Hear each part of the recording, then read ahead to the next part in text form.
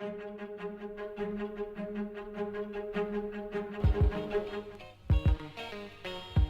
life of no impact is a life of no value. Several years ago, I was sent by my boss to represent him at a seminar. On getting there, I discovered that I was too low compared to the participants in the seminar. They were captains of industries, academicians, and successful people in society. I felt like an odd person out. My little brain couldn't comprehend their kind of knowledge. They speak impeccable English. They comport themselves with gait and elegance far from my level of understanding. What can I do? I just turned off and slept. I slept throughout the seminar only to wake up when the keynote speaker was about to round up his address. Thank goodness I did. Because then I heard the most potent statements I've ever heard in my life to date. He said, "Finally, my brethren, I beseech you to live your life like a mini skirt, short enough to attract attention and long enough to cover the subject matter."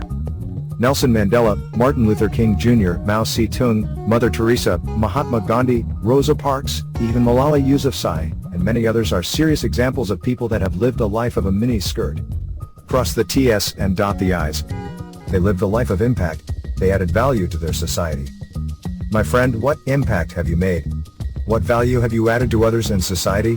Somebody claimed to have posted some time ago that Kanu Nwankwo is arguably the greatest sportsperson that we have ever had in Nigeria, but some of his friends called to remind him of some very skillful and fantastic footballers we've had in the past.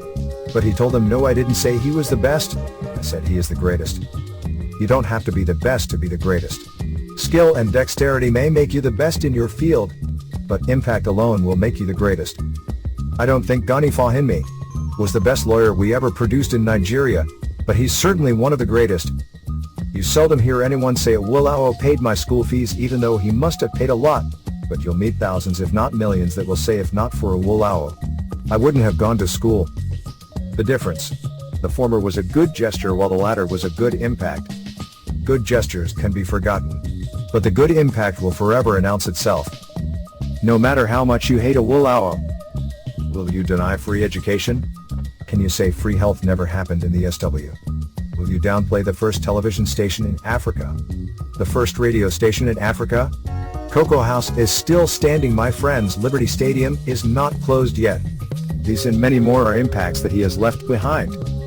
Mom once told me that if you go out throughout the day and by the time you want to retire to bed, you couldn't remember anyone that has said thank you to you for that day, please put a minus sign in front of that day, because it's a wasted day. A life of no impact is a life of no value. Let me drop this caveat here, friends. Yes, you can also make a negative impact, and negative impact is as good, if not worse, than no impact at all. While society will remember you for the wrong reason, your children won't be able to wear your name like a toga. I'm a Yoruba man. Nobody has ever told me that Dr. Oyenusi was his father. I have a lot of Benin friends, none of them ever told me that they met Lawrence Anini's children. Thank God for Evans, but none of his children will ever say my father was so and so A.K. Evans. Even the son of Shekau will only say so in Sambisa.